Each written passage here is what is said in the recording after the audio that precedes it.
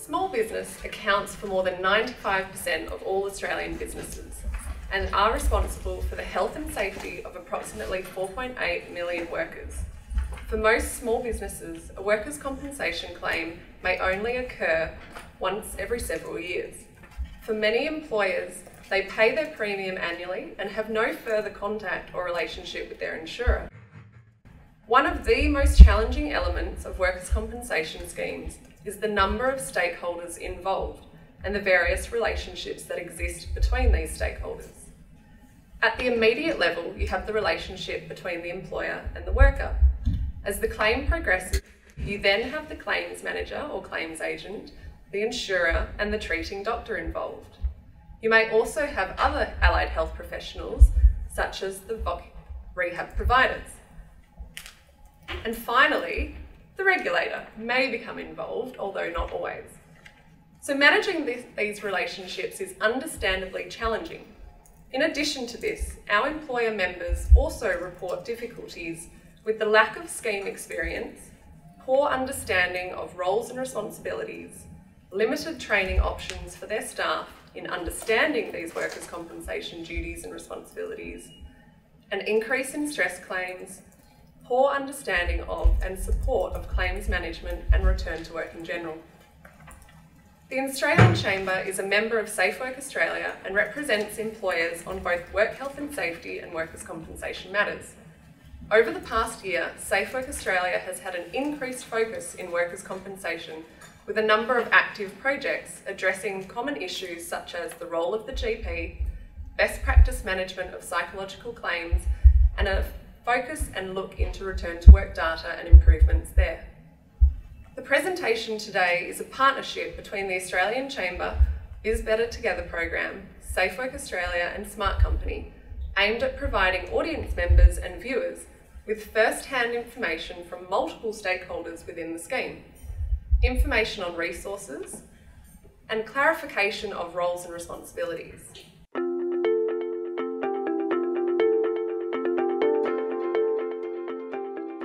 We're lucky and fortunate enough to have three different perspectives on the workers' compensation process today. Our goal today is to guide small businesses on the workers' compensation journey and process. So Liz, if we can start with you for the first question. What are the top three concerns that employers have when it comes to workers' compensation? Well, the Chamber recently conducted a survey and there are quite a few common themes that came out. But the overarching principle was the need to understand the employer's business and how a claim affects the workplace. But in terms of the three top items, I guess the importance of consultation and communication, that's very important. Effective return to work outcomes is also very important, as is premiums not being too volatile and having enough notice in advance so they can structure their cash flow accordingly. I guess the underpinning driver is the communication and consultation. That's the most important thing, and basically talking to the employer. So what is the role of the injured worker when the injury occurred? What happened? What are suitable duties? And how do we get everyone back on track? Sure. And so what about small business in particular? Do they have the same concerns, or do they differ considering that they're less resourced? They have the same concerns, they just have additional concerns because they are less resourced. And as Jen said, that often they don't have much experience with claims. It tends to be the larger employers that have more experience with claims and claims management. So obviously, once you've had one or two under your belt, you're a bit more familiar with the process. So I guess it's the awareness of what to do and when to do it, how to do it, who can I call on. And from a resourcing aspect, I think it's not just money. We tend to forget it's time poor, as well as not having enough money to spend on things, adapting the workplace, and also, especially with small business, they're under-resourced in terms of labour. So they can't just pick up the phone and hire someone else. You know, often you've got the remaining employees there. So if someone's off work, then it's basically everyone's shoulder to the wheel and try and cover all the bases and until that person gets back to work and things can go back to normal.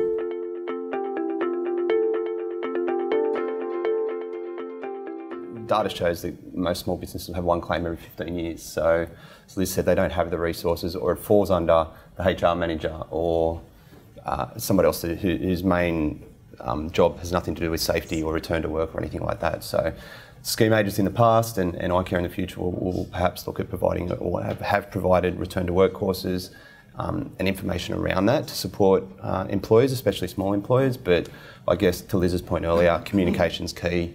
Whether it's iCare or EML or GIO moving forward, that contact with the employer to help that return to work process from day one is absolutely key to a successful outcome. Sure. If I can just pick up on the HR manager, many small businesses don't have an HR manager. So we do need to keep in mind that small businesses aren't big businesses shrunk.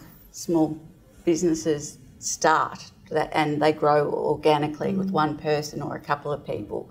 So you really need to keep in mind where small businesses come from. In terms of the communication, one positive thing that came out was the experience with insurance brokers. So we found those employers who had insurance brokers overall had a much better experience with claims management and return to work, because they just found that person was the go-between, and that person understood their business well and understood the system well, and it actually helped them navigate the system. So that extra layer of support. Yes, yeah.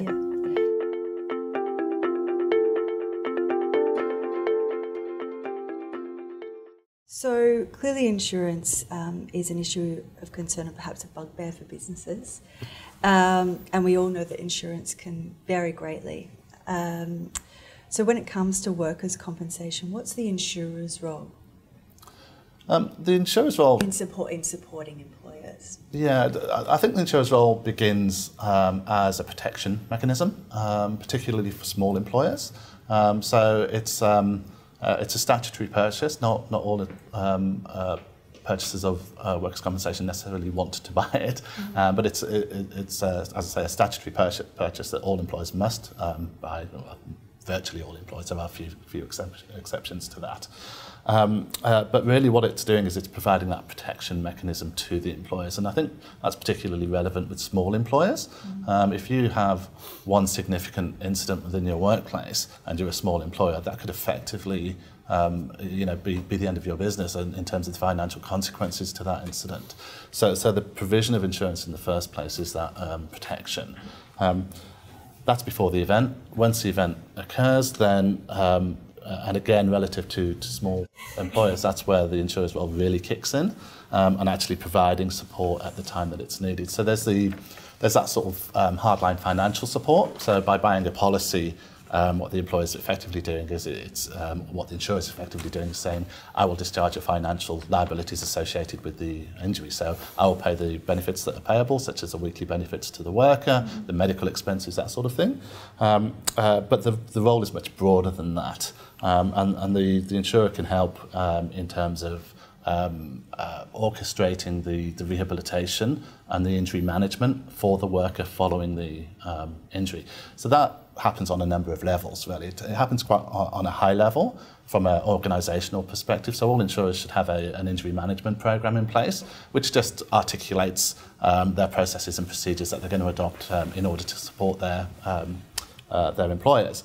But more specifically on a case-by-case basis, where there's a significant injury for a worker, and our definition of significant injury is where it involves an absence of 7 days from work or more, then there's a requirement for an injury management plan. And that is basically the insurer sitting down, talking to all of the stakeholders and saying, what do we need to do in order to get this worker back to health back to work.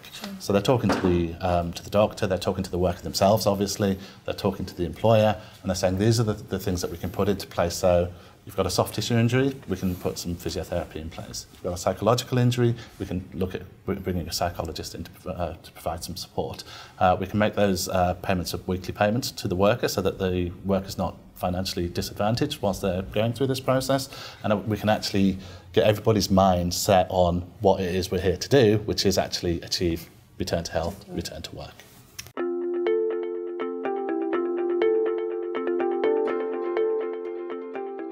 What should an employer expect from an insurer in terms of support? Liz touched on earlier, Spencer has as well.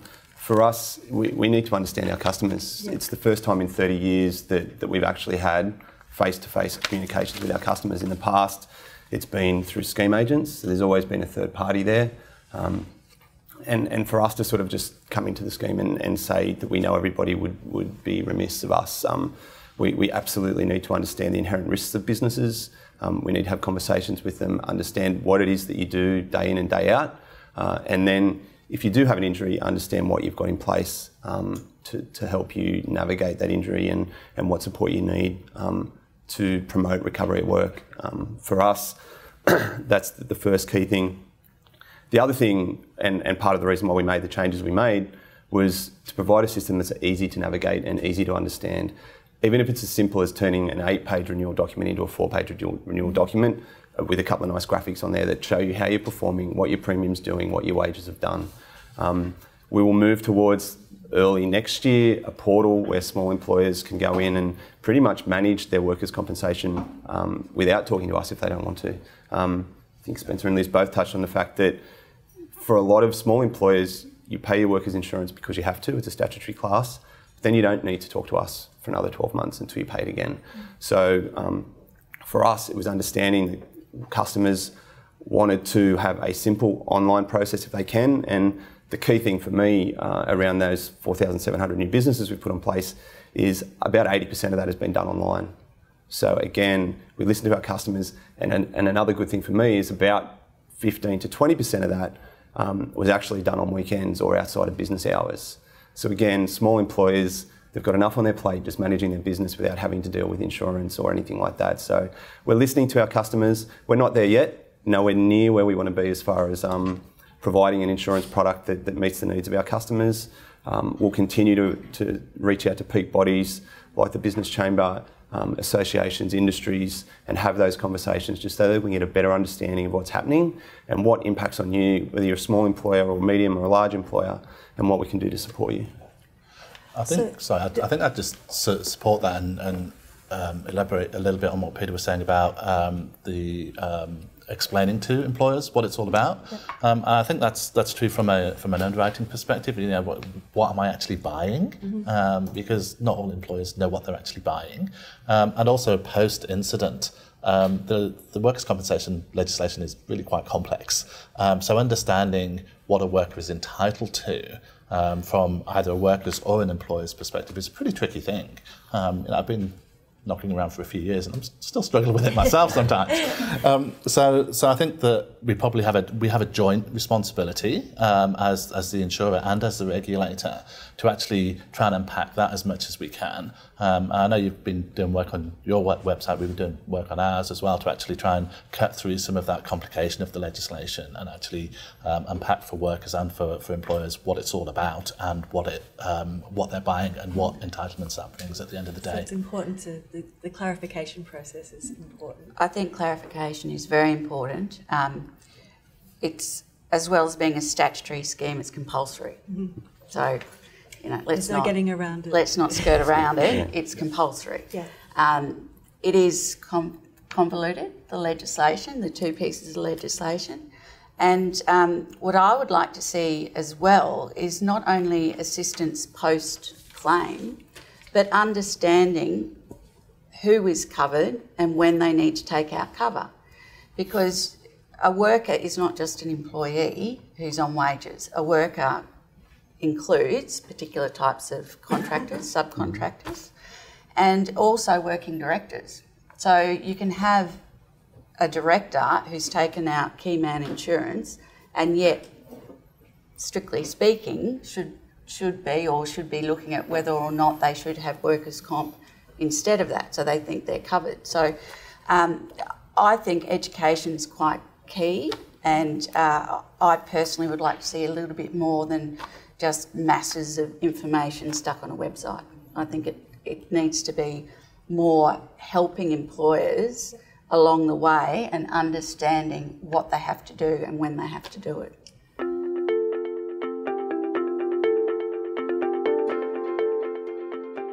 Often a psychological claim might result in a pending claim where the insurer investigates liability further.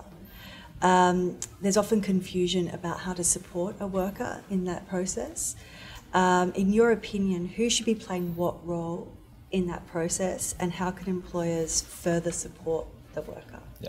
So the legislation makes provision for this scenario, and it kind of depends what you mean by pending claim whilst investigations undergoing. So there's the right way of doing it, and there's not the right way of doing it. And what we see with some insurers, and I'm talking in very generalistic terms here, but some insurers, when they're presented with a psychological claim, will push that claim away using what's called a reasonable excuse. So the injury that's described to the insurer will say stress, depression, anxiety, and the insurer will say, well, that's not a diagnosable condition, so we therefore don't have to make payments on it. And by pushing it away, they then do some investigations in the background and reach a liability determination, and then go, oh, actually, we will pay for it. So then they pull the worker back towards them, or they say, well, we're not going to pay it anyway because our liability says no. And the real problem with that is that intervening period, whilst the claim's been pushed away, the worker's not had any access to any support during that intervening period. And that's damaging from a number of different perspectives. It's financially potentially damaging for the individual worker because they're suffering a loss of earnings. But B, it's also it's cementing an adversarial relationship. It's not a supporting you. This is a no-fault system. You have an injury. There's provision to protect you. It's the opposite of that, and we find that generally leads to poorer outcomes. What the legislation does in this scenario where liability isn't clear, it actually makes a provision for provisional payments. And what provisional payments are effectively is it allows the insurer to make payments of support to the worker, both through weekly payments and through medical assistance payments for a period of time whilst liability is being investigated. So the insurer then goes through the liability determination process, and once they've determined, then they either accept the claim fully and go on and make further payments, or dispute the claim and say the employer's not liable here, so it's not a payable claim. And really, it's looking at the legislation being beneficial legislation for the worker, and during that period of doubt, the benefit of doubt falling on the side of the worker until that doubt is clarified.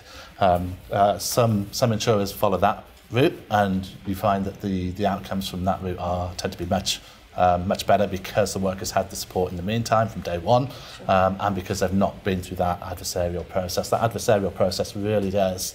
There's a concept called perceived injustice that a worker can suffer, and it's in this context in a workers' compensation, it's a worker, but the concept goes through many different scenarios, but in this scenario, the worker feels hard done by. I think with psychological claims, particularly rather than physical claims, there's more of a perception, there's more of a culture of blame, almost on both sides. So the worker's blaming the employer wants to blame the worker, and it tends to be more frictional.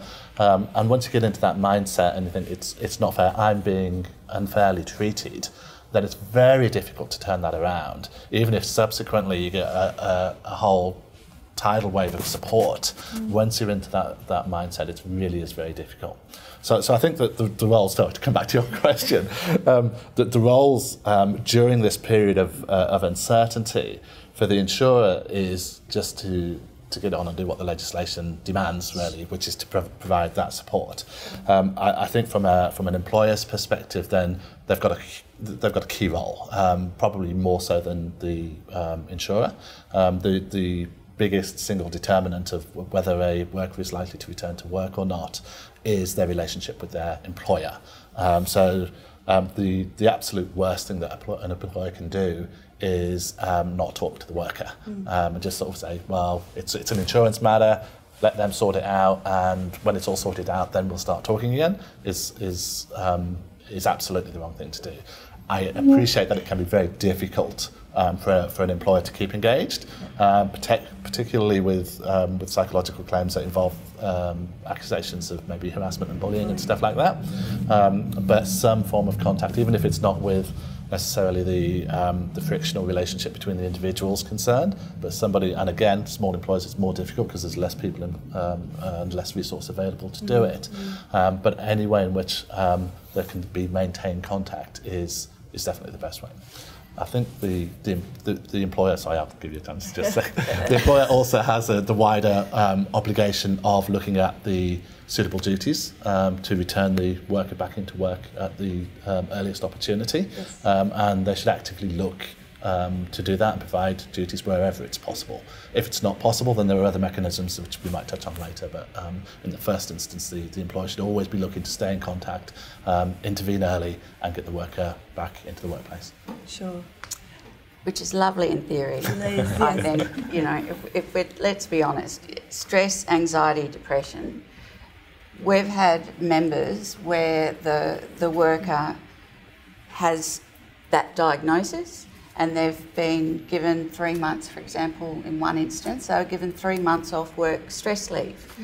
Now, I think there's a misconception that employers say this is an insurance matter, go away and come back when it's sorted.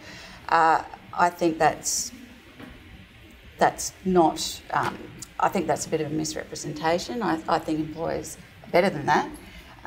Employers tend to, in my experience anyway, have the reaction, well, of course, do what you have to do and get better. If it's a stress-related injury that's got something to do with work, then obviously employers don't want to be a trigger. So the natural reaction of an employer is do what you have to do and look after yourself and get better. When you're feeling emotionally stronger, let me, get back to me. If there's anything you need from me, I'm here for you.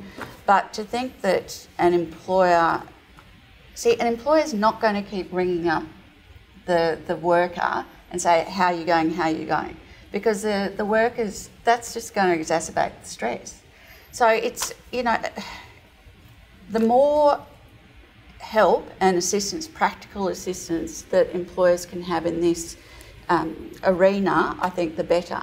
They need to understand, what can I do? The legislation says, and the premium formula dictates, that the employer, if they don't facilitate an early return to work, regardless of whether it's a physical or a psychological industry, especially if they're experience-rated employers, they'll get pinged later on. Come 1 July next year, they're certainly going to find out about it. And we've had members who have. We've had one member who's had an increase of 3 times the cost of the claim. So, and they thought they were doing the right thing, encouraging the worker just to go and look after themselves. And of course, that's the culture. If someone's got a cold or a flu, it's stay away, get better, come back. So, really, I think there needs to be more assistance to employers understand the nature of a psychological injury, what they can do to help them, and how to do that. It's not the same as breaking a toe. Yeah, I think you're right, and I think it's very, fairly dangerous to talk in too generalistic terms here, because again, particularly with psych injury, every case is individual. And picking up the phone and as an employer and talking to that worker in some instances may make that worse, and in other instances it may make it better. And you can't accommodate for everything. And I think that again, particularly small businesses aren't equipped necessarily and don't have the resources and the sophistication and the knowledge to actually handle these situations. And this is where I'm going to hand over to Peter and say, you know, this is where the insurer role really does kick in.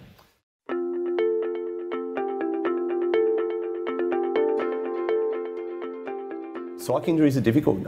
You know, I've worked for a scheme agent, and that adversarial thing around reasonable excuse and or provisional liability was absolutely there for a while. Generalisation, but we found that when we were admitting provisional liability and working with the employer and the injured worker, we did get better results.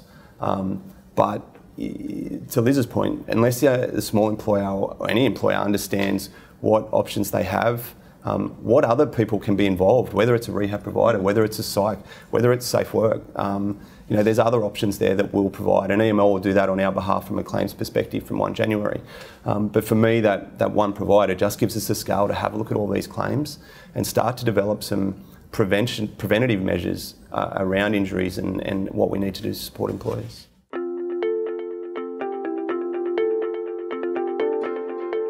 Can the panel tell us a little bit about how occupational rehabilitation fits in with the scheme and whether or not rehabilitation providers are being utilised as much as they could be when it comes to supporting the worker or employer? I think in general terms the use of rehabilitation providers is on the increase within the New South Wales scheme at the moment. Certainly the statistical data supports that conclusion. I think that they're potentially a very useful resource within a case. So an insurer and an employer will engage a rehab provider essentially on behalf of the employer, and it's their job to come in and bring the stakeholders together and talk about, well, what does work look like? What does a return to work look like? How do we take what the GP is telling us in terms of what this worker has capacity to do and translate that into some meaningful work for that individual with their employer, ideally, or with an alternative employer if that's not possible. Sure. And what are the things that are stopping that from happening, and how can we circumnavigate those issues? It's probably more of an art than a science, I think, and it's just about cutting through and getting back to the basics that we keep talking about, which is keep talking, keep the communication going. And so generally, how do employers engage with the rehabilitation provider? Is that the role of the employer, or is that the role of the insurer? As Spencer said, it's generally the insurer that will instigate that contact, and it can be a number of reasons. It can be the worker is struggling to get back to work, the communication's broken down between the employer and the employee, the worker. The treating doctor's probably not where we want them to be in regards to the return to work process. So generally it's the insurer, but there's other stakeholders in the relationship that have relationships with rehab providers that might recommend it, so whether it's the insurance broker. Some employers retain rehab providers to do the return to work process for them. Sure. So it provides that level of support that they don't have, and you know, at a cost, but that provides the detail around suitable duties or how they might manage a particular situation for that particular claim or injured worker. So primarily it's the insurer, but certainly there's no reason why an employer can't open dialogue with a rehab provider and or their insurance broker if they use a broker. So Liz, what sort of support do you think employers would like to receive as part of this process, from insurance through to rehabilitation, and then eventually and hopefully the outcome of returning back to work? Well, I think it depends on the profile of the employer. So if the employer hasn't had any claims or many claims, then I think it's more of an awareness education piece, and it's what do I do, how do I do it, when do I have to do it by, who do I talk to? Speak to? So it's really basic stuff. Yeah. Very simple, straightforward. If they understand the process from go to woe and what's required of them and when they need to do it and how to do it, that is the very minimal level of support. Then I guess the next level is, once you've got the claim, you've got the administrative side of things and managing the claim. So employers, what is the effect that this claim has on the employer's workplace? So you're one person down. Who's going to cover that? You don't just ring up a labour hire agency and pull them in. They might not be able to afford that. Yeah. So, you know, what's the effect of that claim on that workplace? As well as the physical sort of labour, and as I touched on before, getting those who are able-bodied to cover off on that type of work. You've also got the morale. You know, there's a fair bit of a morale aspect involved from the employer's perspective, and keeping the whole team happy and things going along quite well. Especially in a small business. Especially, yes, definitely. And the admin side of things. You know, I've heard that even though with the weekly, the calculation of the weekly payments is an absolute nightmare. First, the calculation of it, and then secondly, having it fit into their own payroll system. It often means that employers have to create their own manual system for their workers on workers' comp and have that totally outside their normal payroll system. And then there are some employers who have told me that it's just too hard to sort out for now, so they just keep paying the normal amount of wage, and then they work it out later and then ask for a refund. But not all employers can do that. Not all employers have the cash flow to do that. Yeah. So it's very much the practical hands-on. How do the employers actually figure out what to do in amongst their normal business activities?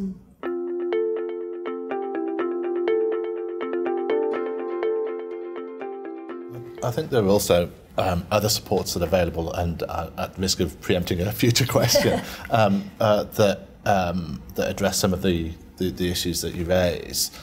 So, for example, we have vocational rehab programs, which SIRA provides and insurers can access. And they cover a range of different scenarios. And probably the most pertinent one to this audience is our return to work assist for micro employers. So this is talking about when an employer has 5 or fewer employees and you have an injury and the employer is absent from work. If they have some capacity to come back into work but not capacity to fulfil their pre-injury duties, then what MicroAssist does is it says, well, the insurer can continue to pay the weekly benefits, the wages for that person, whilst they come back into the working environment, which means that the small employer is not disadvantaged, so that they can actually go to an external contractor and get somebody else in to fulfil the substantive part of that role. So it's almost allowing the worker to come back on a supernumerary basis, which is good for the worker. You know, getting out of the house, getting back into the working environment is fundamentally good for you, and it builds their capacity and it builds their capability, whilst at the same time not disadvantaging the employer.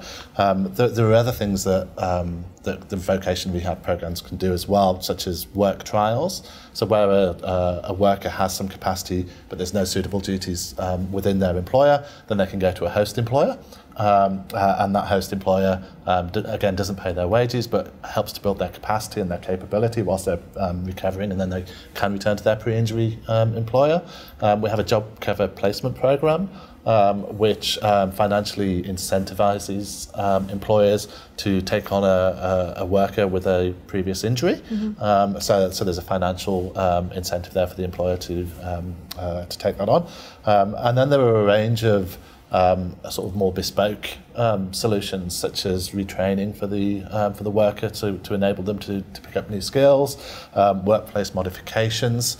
So things like, you know, we've paid in the past for modifications to I was going to say pickup truck, that's English, to a utility truck, and put a sort of a crane type device on the back, so that it would enable the worker to fulfil their role. And if you get creative and you can use some of these things, and again, this is really where the insurer can add some value for the employer and say, these things are available, let's talk to you about them.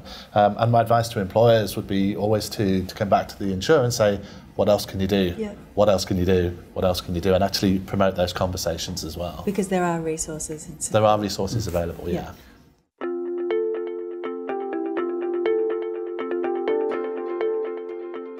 I think probably small businesses' perspective on workers' compensation is that it is a one-size-fits-all, and I think what we've got out of this conversation today that it can be a collaborative process, and there are supports in place and readily accessible, and there's a lot of information there to support very specific cases as well as quite generic ones as well. But so the other thing that employers can do is obviously they can visit our websites, or they can call 13 10 50 which is our call centre line, and there's information available, so you can actually speak to a real person and say, I've got a question about whether I need to buy insurance, or I've got a problem with my claim, or whatever the case may be. So there is always a resource there as well.